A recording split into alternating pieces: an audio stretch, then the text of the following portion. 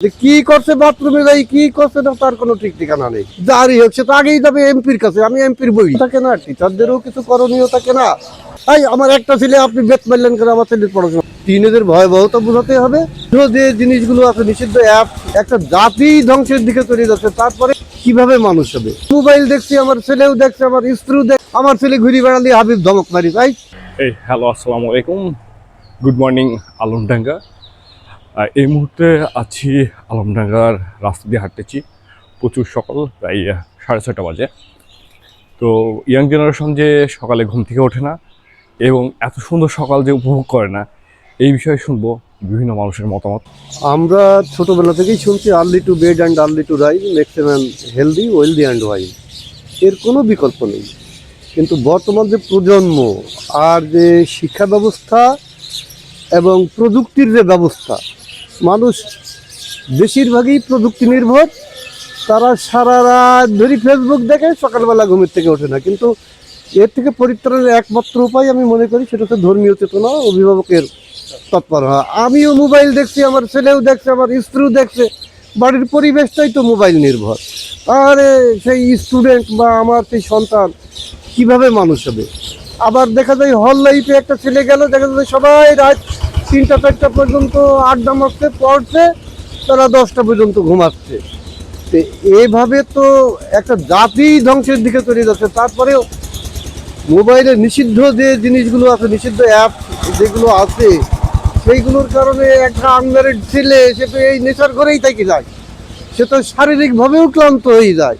যে কি করছে বাথরুমে যাই কি করছে না তার কোনো ঠিক ঠিকানা নেই। এখন একমাত্র কাজ হচ্ছে যে খালি তাকে বাস্তবতা বোঝাতে হবে, টিনেদের ভয়াবহতা বোঝাতে হবে, এবং তাকে সেই সাথে বলতে হবে যে তুমি এখন আরাম করবা নাকি পরবর্তী জীবনে আরাম করবা, তুমি কাজ করবা না কাজ করাবা, এই বিষয়গুলো তাকে ভালোভাবে উপলব্ধি করাতে হবে। তাহলেই আমার মনে হয় যে সে সঠিক লাইনে ঘুরে আসবে।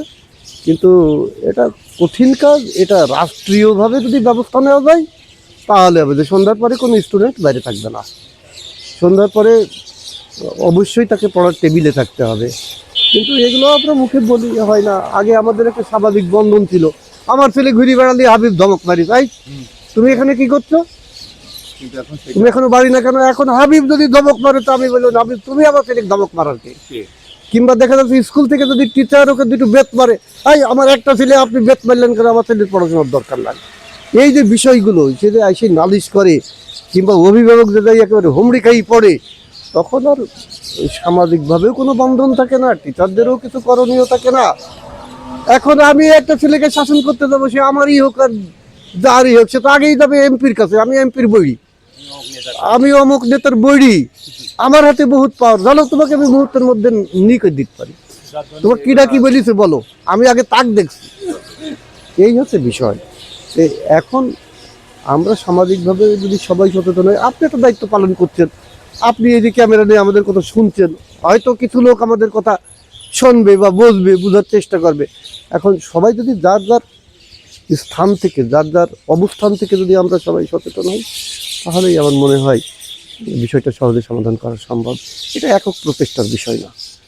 এখন আজান হলে মসজিদে দড়ি যেতে হবে, এই শিক্ষাটা তার থাকতে হবে, এই বাস্তবতাটা তাকে মানতে হবে। কিন্তু আমার ছেলে লেপের মধ্যে উঠি এখন মসজিদে যাবে, সেটি কষ্ট করছে। হ্যাঁ, আমি উঠি রাত 4:30, তাহলে আমার ছেলেরও তো 4:30 উঠা দরকার, সকলেরই এইভাবে ওঠা দরকার। অন্তত মিনিমাম ফজরের নামাজটা তো পড়া দরকার জামাতে।